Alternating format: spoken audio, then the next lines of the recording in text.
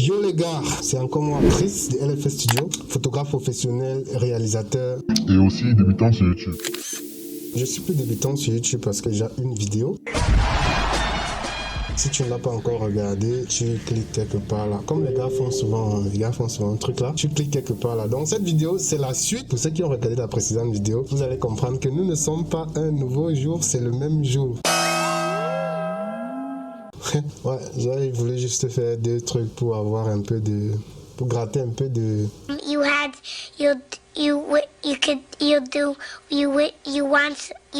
Voilà, un peu de vue. C'est stratégique, si t'as pas compris le truc. Okay. Voilà, donc on se retrouve en fait pour la suite du précédent tutoriel. Si tu ne l'as pas encore regardé, tu fais quelques tours et tout. On va y aller.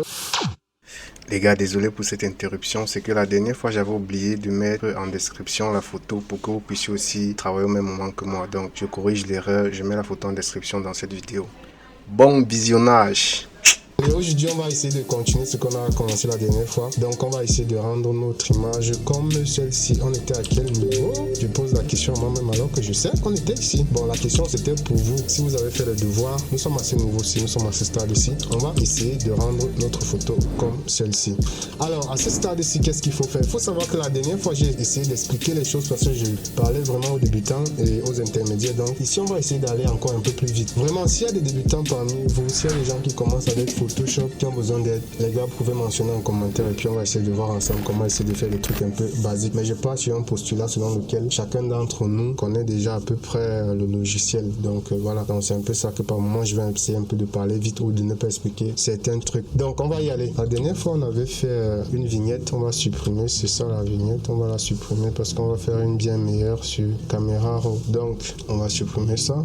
Voilà. Donc si tout le monde a suivi le précédent tuto, nous sommes à ce stade-ci. Donc la première chose qu'on va essayer de faire, c'est de marquer les tons clairs et les tons foncés. Donc on va essayer de faire un dodge and burn. Il y a plusieurs façons de faire un dodge and burn, donc je vais aller un peu vite. Donc on va créer un calque et puis on va faire CTRL SHIFT backspace. Oui, il y aura cette petite fenêtre qui va apparaître. On va chercher 50% de gris et puis on va faire un remplissage. Donc on va remplir le masque. En fait, c'est pour appeler le calque de remplissage. Une fois qu'on a rempli avec notre gris là, on va le mettre en soft light ou lumière tamisée. Vous pouvez aussi le mettre en overlay, mais en overlay ou incrustation. Donc, soit vous le mettez en incrustation, soit vous le mettez en soft light. La différence entre les deux, c'est que celui-ci est un peu plus brutal et celui-ci est un peu plus... Enfin, c'est mon interprétation personnelle, hein, c'est pas factuel, tu vois. Donc, voilà. Donc, moi, je le mets en soft light. Ça, c'est pour le dodge, donc les tons clairs. Je le duplique, CTRL J pour le burn, dans les tons sombres. Bon, je suis pas sûr que j'aurai besoin de burn, mais bon, ça va. Et je vais mettre les deux dans un groupe CTRL G, vous connaissez déjà, et je vais appeler ça Dodge and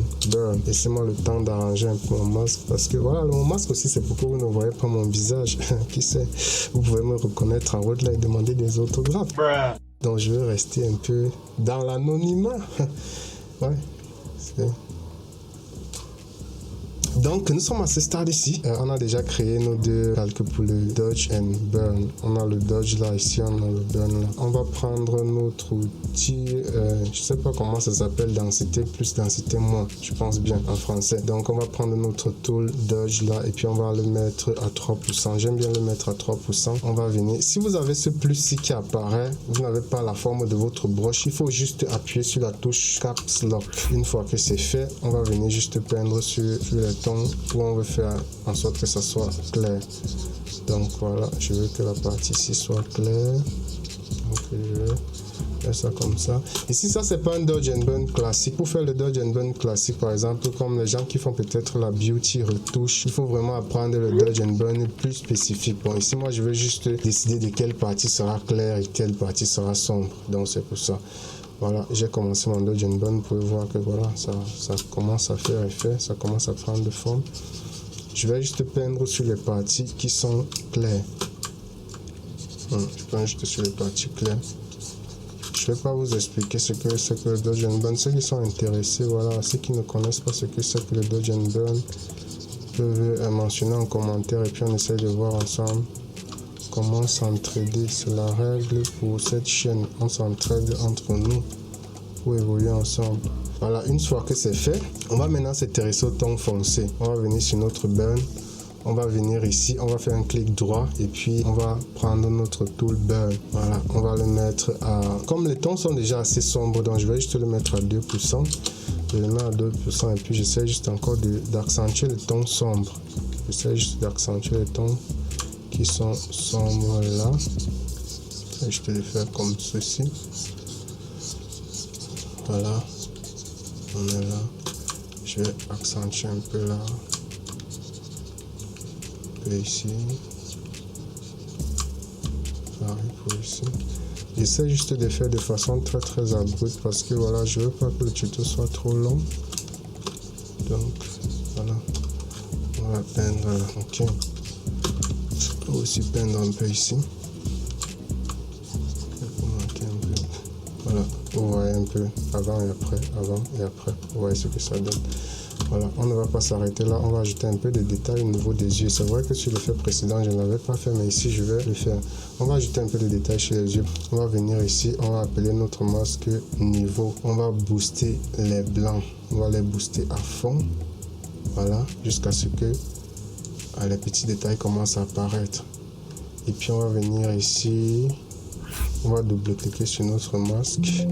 Vous vous rappelez du précédent tuto ce que je vous avais expliqué. On veut que l'effet apparaisse juste sur les tons clairs. Donc on va enlever l'effet sur les tons sombres. On va basculer avec notre curseur ici. Vous voyez, jusqu'à ce que ça commence à créer une séparation. On va donc venir rendre l'effet un peu plus soft. On va cliquer sur Alt et puis on va basculer un peu avec l'effet, mais pas trop.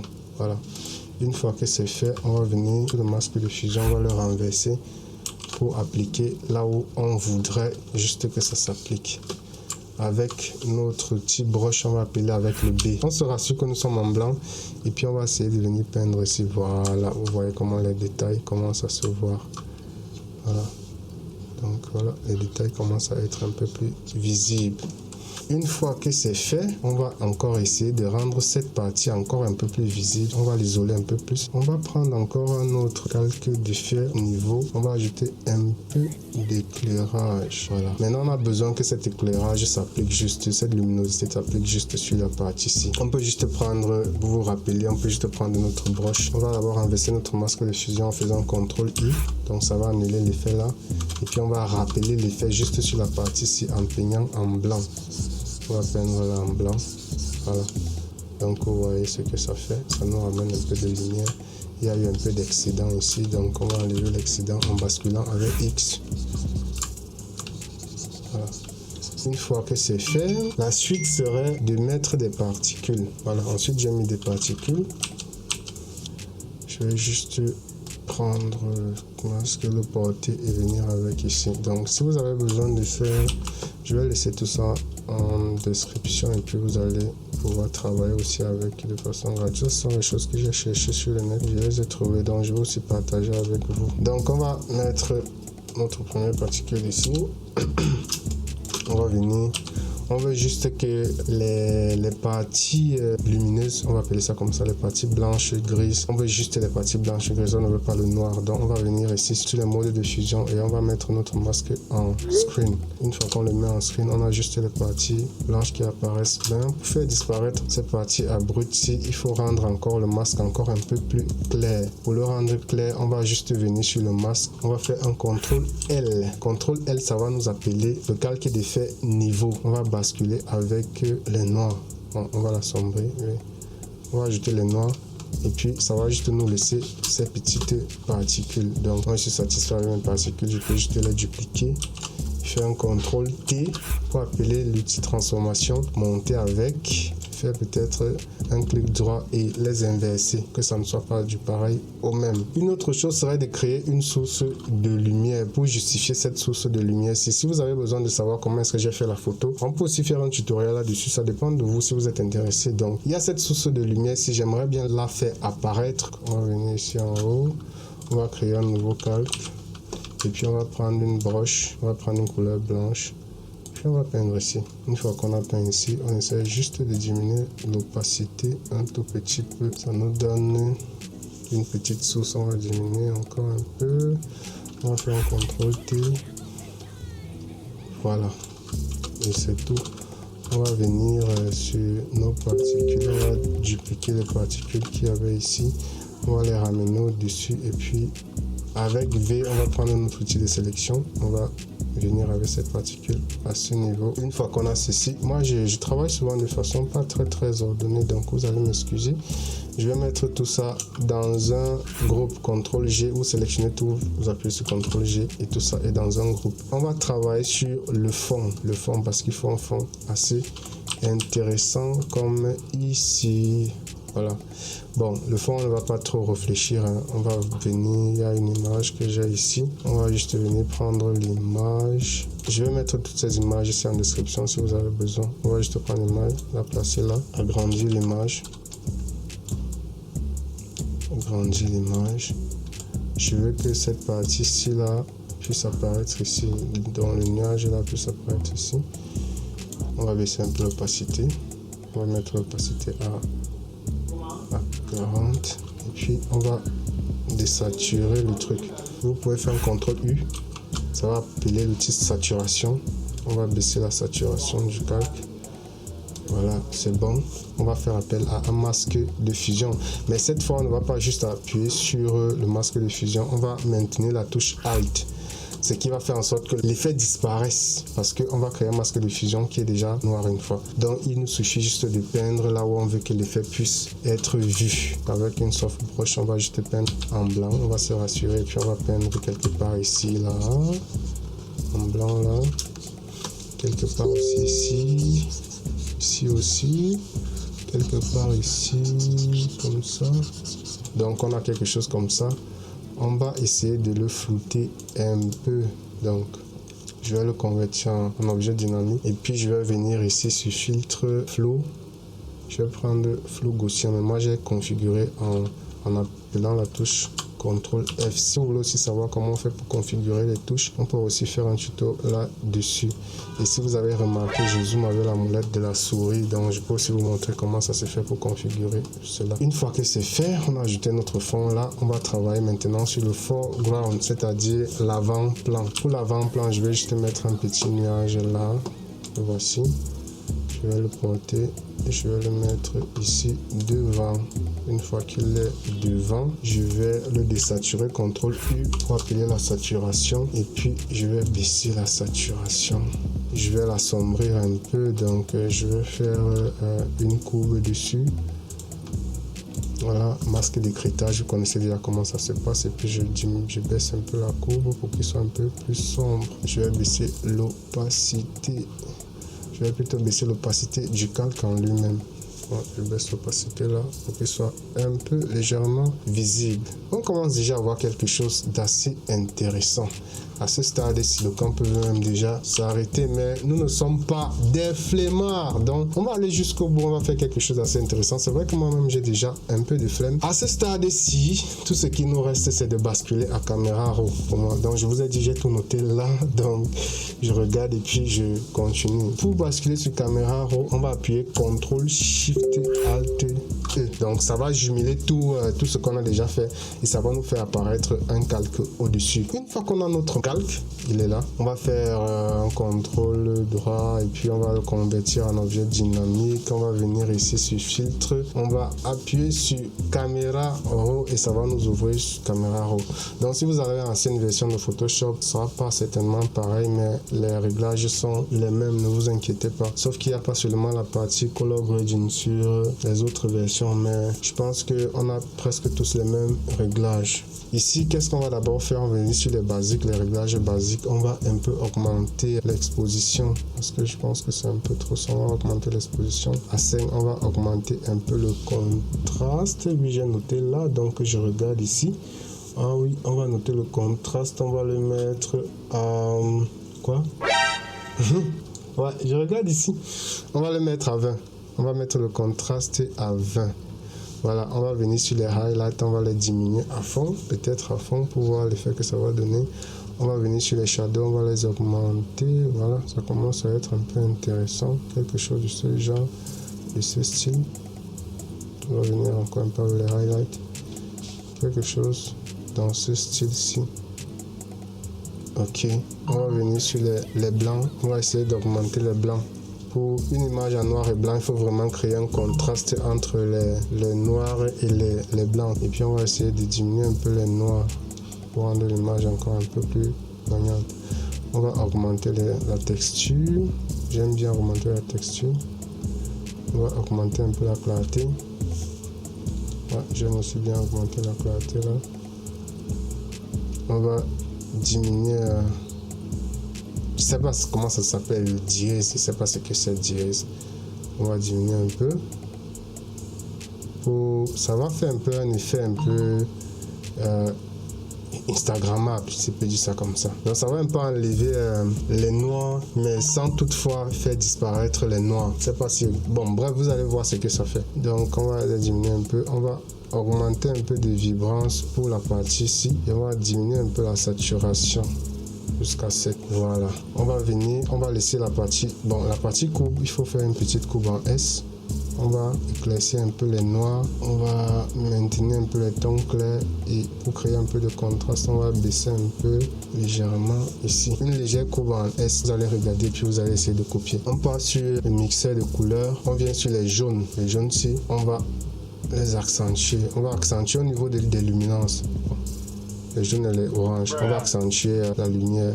Au niveau de la saturation des oranges, on va un peu baisser un peu la saturation. Donc, on va partir sur le color grading. Les autres versions de Photoshop, il n'y a pas cette partie-ci. Si vous avez une version qui est déjà avancée, vous allez voir cette partie-ci. Donc, j'ai juste envie de booster un peu les jaunes. Donc, je vais booster un peu les tons jaune et orangé. Comme ça va donner cette texture-ci. Et puis, je vais venir sur le blending, ça, le mélange ou la balance. Blending, c'est mélange, je vais appeler ça comme ça. Je vais le baisser jusqu'à ce stade-ci. Je vais venir sur effet. Je vais laisser tout le reste. Je vais ajouter l'effet vignette. Voilà, une fois que j'ajoute la vignette, je vais encore accentuer un peu la vignette. Donc, je vais venir sur le radial filter, le filtre radial.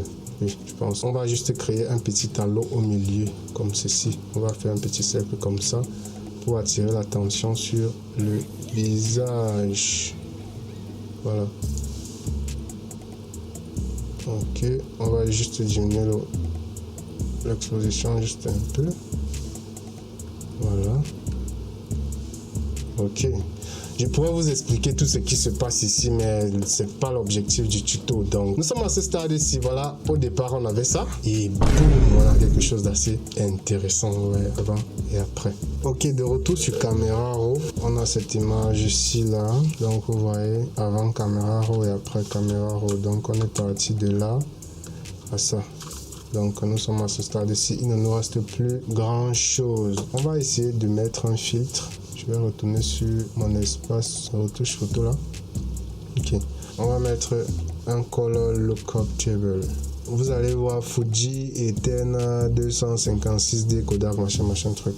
Vous allez juste baisser son opacité vous allez mettre l'opacité à, je sais pas moi, peut-être 16, ça dépend de votre préférence. Je vais baisser à 24, voilà. Bon, l'image paraît un peu trop claire, un peu trop penchée dans le ton jaune. Donc ce que je vais faire, c'est que je vais essayer d'appliquer un principe d'harmonisation des couleurs. Donc je sais que le jaune marie avec le bleu, parce que lorsqu'on retire du bleu, on obtient du jaune. Donc ces deux couleurs complémentaires, les couleurs complémentaires, ce sont les couleurs qui s'opposent dans le cercle chromatique. Pour avoir une complémentarité ici, il faut ajouter un peu de bleu. On peut ajouter le bleu de plusieurs façons, mais je vais prendre la plus facile et la plus simple. C'est en faisant un selective color, couleur sélective, en allant dans les noirs, et puis je vais augmenter un peu les cyans pour avoir un petit vert un peu bleuâtre, genre. Je vais baisser les jaunes pour avoir du bleu. Voilà, ça va s'appliquer dans les tons sombres. Donc, vous voyez l'effet là. Voilà. Mais je vais me rassurer que ça soit vraiment dans les tons sombres. Pour faire en sorte que ça soit juste dans les tons sombres, je vais faire un petit effet ici. Je vais venir sur le masque de fusion.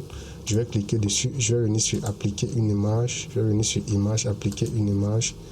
Je vais inverser ce bouton-ci. Donc, je vais mettre en mode multiply. Une fois que vous avez fait, ça va se faire automatiquement. Ça sera en mode produit et vous allez juste inverser pour être sûr que vous êtes dans les tons sombres. Donc, voilà. Si on fait un avant et un après, avant, après, c'est beaucoup plus précis. Une autre façon d'être un peu plus précis, c'est en venant ici, en double-cliquant ici et faisant la manipulation qu'on a fait dans le tuto précédent. Si tu n'étais pas au tuto précédent, je t'invite à checker là et puis tu vas voir ce qu'on a pu faire. On a nos bleus qui sont un peu plus sombres avant. Maintenant, nos bleus, on constate que nos bleus nous ont fait perdre en tonalité jaunâtre. Donc, on va essayer de mettre les jaunes dans les tons clairs. On va venir sur notre courbe. Il y a plusieurs façons. Je préfère utiliser les courbes. On va venir sur nos courbes. On va cliquer sur RVB et puis on va choisir les bleus. On a envie d'ajouter les jaunes. Donc, on va diminuer du bleu pour avoir du jaune. Mais maintenant, on a un jaune qui est...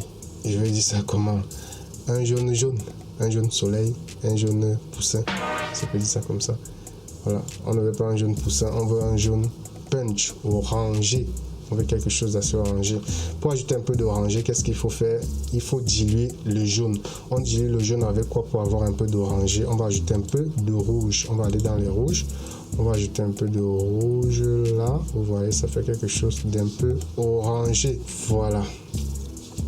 Maintenant, vous voyez, l'effet s'applique sur toute l'image. Sur toute l'image. Sur toute l'image. C'est toute l'image. Toute l'image. Mon père et ma mère. Mon mère et ma soeur ou ma para. On va se rassurer que nos tons jaunes soient seulement sur les tons clairs. Pour ce faire, on peut juste prendre l'effet qu'on a appliqué ici en bas. Vous vous rappelez, on a fait en sorte que l'effet puisse s'appliquer juste sur les tons sombres. On peut juste copier en appuyant Alt et on dépose ça ici en haut sur le masque de fusion. Donc on maintient Alt, on dépose ça ici en haut sur le masque de fusion. On dit, voulez-vous remplacer le masque? On dit oui, on remplace. Et puis on va juste faire un CTRL-I pour inverser. Et là maintenant, ça s'applique juste sur les tons clairs. Vous voyez, ça c'est le raccourci, mais vous pouvez juste repartir sur image, appliquer, et puis au lieu de checker sur inverser, vous enlevez inverser, vous voyez un peu. Donc voilà. Donc si on off ça, vous voyez ce que ça donne. Et si on on, vous voyez un peu. Donc voilà, on est un peu dans une forme d'équilibre, mais je pense que c'est un peu trop fort. Donc je vais mettre tout ça dans un groupe, CTRL G, et puis je vais diminuer un peu l'opacité. Voilà. Voilà, on est là, on est bon. Je vais pas faire exactement comme je dis encore, je vais pas faire exactement comme l'autre photo, mais on va essayer de s'approcher un tout petit peu. Après avoir fait cela, je vais appliquer maintenant un autre effet, ça s'appelle un gradient map. Il y a déjà les gradient maps qui sont basiques là, mais j'ai créé le mien qui est là, celui que j'ai envie d'utiliser. C'est assez simple, hein? Vous allez juste venir ici, vous créez le masque là, le masque basique là, vous venez juste ici là, vous allez choisir un ton jaune, mais qui est dans le ton un peu sombre, voilà, un peu sombre comme ceci. Vous appuyez sur OK, vous venez ici, vous prenez toujours le même jaune, vous essayez de le mettre dans le ton clair, voilà. Voilà, vous allez avoir un truc comme ça. Ouais. Mais moi, j'ai déjà le mien qui est déjà créé là. Donc voilà, je vais juste utiliser le mien qui est un peu plus sombre. C'est ça. Donc voilà. Donc je vais sélectionner le mien là. Vous allez créer le vôtre comme je vous ai montré. Et puis je vais le mettre en mode soft light. Light là. Et je vais baisser l'opacité. Je vais réduire l'opacité au max. Moi, il y a ce jaune-ci qui me dérange là. Le jaune que je vous ai demandé de mettre au départ. Donc on va essayer de diminuer ce jaune. On va revenir juste sur calque d'effet ici. Vous allez peut-être les avoir de ce côté-ci. Et on va diminuer la saturation. On va inverser avec un CTRL-I. Et puis on va venir peindre ici pour désaturer un peu. Une partie ici. Voilà. Je sais que je vous avais demandé de mettre la couleur jaune au début. Peut-être c'était pas une bonne idée. Donc excusez-moi. On a quelque chose qui va dans ce sens-ci. Bon, je vais pas l'effet ci là, comment je fais pour mettre les fleurs, ça sera dans un autre tuto entièrement à part, mais pour faire simple, il faut juste prendre une photo avec des fleurs et puis vous la mettez juste en mode incrustation ou en mode overlay ou soft light et puis vous essayez de peindre sur la partie que vous voulez faire apparaître sur l'écran, donc sur la photo. Donc à ce stade-ci, on a déjà notre image qui est déjà presque terminée. Il nous manque seulement ajouter les noise. Les noise, c'est quoi là? Le bruit. Je vais faire un CTRL Alt Shift E et le convertir en objet dynamique. Voilà, venir dans filtre, noise, ajouter le noise. Ouais. Si maintenant ça dépend de vous, mais généralement moi je travaille en uniforme et je diminue légèrement souvent un peu. Il y a plusieurs façons de mettre. On va aussi peut-être voir ça dans d'autres tutos. Je travaille de façon monochrome sur monochrome, uniforme. Et puis j'essaye de... Voilà, je vais laisser à 6. Ok, on est bon. Voilà, on a nos bruits qui sont là. Maintenant, je vais essayer aussi d'appliquer un autre effet. C'est concentrer le regard autour des yeux. Pour ce faire, je vais faire la même opération que tout à l'heure. CTRL ALT SHIFT E. Clic droit, convertir en objet dynamique. Venir sur filtre, flow, iris. Iris Blur, on aura quelque chose comme ça qui va apparaître. Ça, on pourra aussi le voir dans d'autres tutoriels. Je vais juste le tourner comme ceci. Appliquer là. Donc, diminuer un peu. Voilà, on a quelque chose comme ça. Ok.